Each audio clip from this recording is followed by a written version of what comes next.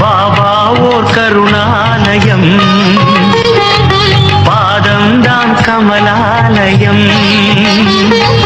பாபா ஓர் கருணாலயம், பாதம்தான் கமலாலயம்.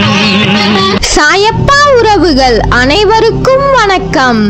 சாயப்பா மேல் நம்பிக்கை வைத்து அவரை நினைத்துக் கொண்டிருக்கும் உங்கள் அனைவரின் வேண்டுதலையும் சாயப்பா நிறைவேற்றுவார். நல்லதையே நினைப்போம், நல்லதே நடக்கும். என்றும் சாயப்பாவின் அருள் உங்களுக்கு இருக்கும். நம் மனதிற்கு இதமான சாயப்பாவின் இன்றைய அருள்மொழியை கேட்போமா? அன்பு குழந்தையே, என்னிடம் நீ வைத்த வேண்டுதல்கள் எல்லாம் நிறைவேறும் காலம் நெருங்கிவிட்டது. இனியும் தாமதமாகாது. உன் மனம் குளிரும் மங்கள நிகழ்வுகள் நடக்கப் போகிறது. எனக்கு தெரியும், இன்று நீ இருக்கும் நிலையில் நம்பிக்கையாக பொறுமையாக இரு என்று சொல்லும் போது உனக்கு கோபம்தான் இருக்கும். நீ என்னிடம் கோபித்தாலும் நான் உன்னிடம் கோபித்துக் கொள்ள மாட்டேன். ஏனென்றால் உன் அறியாமையை நான் உன் சாயப்பா அறிவேன். ஆனால் உன் கோபத்தால் எதுவும் சாதிக்க போவது கிடையாது. அதற்கு கோபத்தை கொஞ்சம் தள்ளி வைத்து நிதானமாக உன் சூழ்நிலையை புரிந்து கொள்ள ஆரம்பி. மெல்ல மெல்ல உனக்கானது உதயமாகும். எல்லாம் உன் வசம் வெளிச்சமாய் உதிக்கும். நான் வேண்டாத நாளே இல்லை. அந்த சாய்க்கு கண் இருக்கிறதோ இல்லையோ என் பிரச்சனைகளை கண் கொண்டு பார்க்க மாட்டேன் என்கிறார் என்று சொல்கிறாய். இதிலிருந்து பிரார்த்திக்கும் எல்லோருடைய கோரிக்கைகளும் நிறைவேறுவது இல்லை என்பது தெரிகிறது. நான் அனைவரின் மனதிலும் இருப்பவன் என்கின்ற போதும் உங்கள் குடும்பத்தில் மட்டும் பிரச்சனை ஏன்? உங்கள் பிரார்த்தனைகள் ஏன் நிறைவேறுவதில்லை? கர்மவினையின் காரணமாக கடவுளை நீ அறிந்த போதிலும் உதட்டால் அவர் பெயரை உச்சரித்தாலும் உள்ளத்தால் அவனை விட்டு வெகு தூரத்தில் இருக்கிறாய். பொய், பொறாமை, வஞ்சனை, அவநம்பிக்கை, சந்தேகம் என எதிர்மறையான எண்ணங்கள் உன் உள்ளத்தை மொய்த்துக் கொண்டிருக்க தூய்மையற்ற இதயத்தோடு என்னை நோக்கி கூப்பிடுகிறாய்.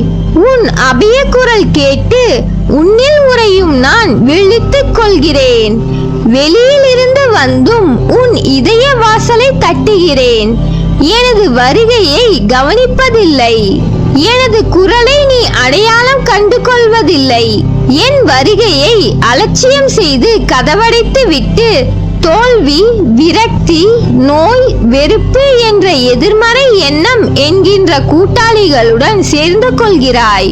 நம்பிக்கை என்னும் உதியை உன் இல்லத்தில் தூவும் முன்பே நீ கதவடைத்து விடுவதால் உனக்கு எதையும் தர இயலவில்லை. நம்பிக்கை இல்லாமல் எதையும் பெற்றுக்கொள்ள முடியாது. உண்மையாகவே நீ என்னை நம்பினால் பொறுமையோடு, விழிப்போடு, கவலைப்படாமலும் தூய மனதோடும் பேதம் பார்க்காமலும் இரு. உன் கஷ்டத்திலும் அடுத்தவர்களுக்கு உதவி செய்ய உன் உள்ளத்தை திற.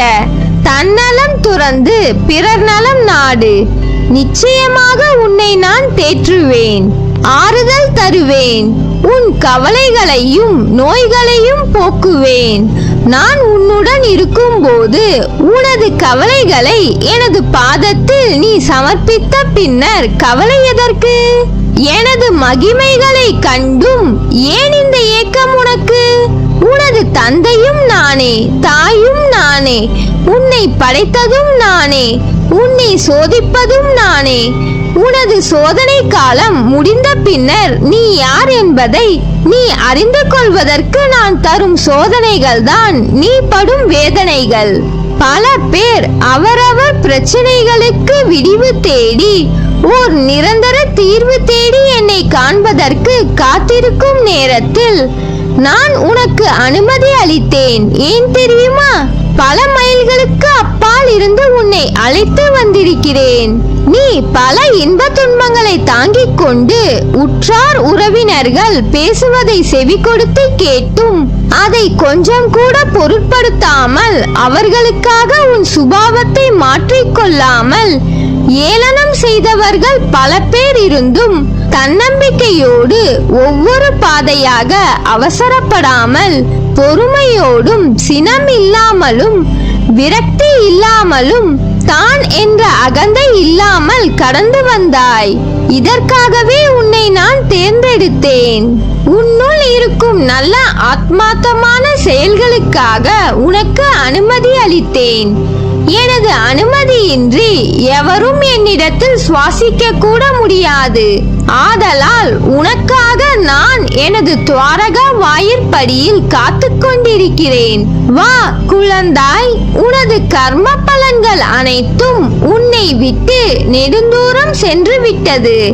அனைவரும் பார்த்து வியக்கும் வண்ணம் நீ எதிர்பார்க்காத தருணத்தில் வாழ்க்கை பாதையில் உயர்த்த போகிறேன். கலங்காதே, அப்பா உன் கூடவே இருக்கிறேன். கவலைப்படாமல் இரு. இழந்ததை எல்லாம் மீண்டும் பெறப்போகிறாய். தைரியமாக இரு. எப்போது நான் என் கரம் கொண்டு உன்னை இழுத்து வந்தேனோ மறுகணமே உனக்கு பிடித்த விஷயங்கள், நீ விரும்பிய வாழ்க்கையை உனக்கு வழங்குவேன். அது எனது கடமை. அவைகளை பெறுவதற்கு காலதாமதமாகலாம். ஆனால் அதற்காக நீ காத்திருக்க வேண்டும். பொறுமையாக இருக்க வேண்டும். அவசரப்படக்கூடாது. நீ என்னை காண்பது எளிதல்ல. பலர் எனது வாயிலில் தவம் இருக்கிறார்கள். அப்படிப்பட்ட சூழ்நிலையில் நீ எதற்காக அவசரப்படுகிறாய்? ஏன் இந்த பதட்டம்? நான் பாதுகாப்பு வளையமாக உன்னையே சுற்றி வருகிறேன். உன்னை இதுவரை என் பொக்கிஷமாக வைத்திருக்கிறேன். உனது வாழ்க்கையை நீ விரும்பியபடி உனக்கு கொடுக்க போகிறேன். அதை நீ உதிர்த்து விடாமல் பக்குவமாக வைத்துக் கொள்ள வேண்டாமா? புரிந்து கொண்டு வாழ கற்றுக்கொள். நீ எப்போது என்னை முழுவதுமாக புரிந்து கொள்கிறாயோ அப்போதே எனது தரிசனமும் பரிபூரண ஆசீர்வாதமும் உனக்கு கிடைக்கும். உன்னை பற்றி யார் எப்படி வேண்டுமானாலும் பேசட்டும், எதை வேண்டுமானாலும் செய்ய முற்படட்டும், எதை பற்றியும் கவலைப்படாதே. நீ எதை செய்ய நினைத்தாலும் நீயாக செய். கூட்டு சேர்ந்து செய்ய முயற்சிக்காதே. உன்னுடைய உழைப்பு வீணாகிவிடும். நீ எதிர்பார்த்தது தடைப்படும். தன்னிச்சையாக செய். பக்கபலமாக நான் இருக்கிறேன். உன்னுடைய பாதையில் திடமாக இரு. நான் ஒருவன் இருக்கும் போது யாரையும் தேடிச் சென்று உனது விருப்பத்தை சொல்ல முயற்சிக்காதே. முதலில் உன் மீது நம்பிக்கை வை. உன் மீது வைக்கிற நம்பிக்கையே என் மீது நீ வைக்கிற நம்பிக்கையாகும். இனி வரும் தருணத்தில் ஜெயிக்கப் போவது நீயாக இருப்பாய். என்னால் எதுவும் முடியும் என்று நம்பிக்கையோடு இரு. நிச்சயம் அது முடியும். காரணம், உன்னில் இருப்பது நீ அல்ல, நான் இருக்கிறேன். நிழலாக உனக்காக நீ செல்லும் இடமெல்லாம் நான் உனது நிழலாக கூடவே இருப்பேன். நல்லதே நடக்கும். நீ என் பரிபூர்ண அருளும் ஆசீர்வாதமும் அன்பும் பெற்ற என் செல்ல பிள்ளை.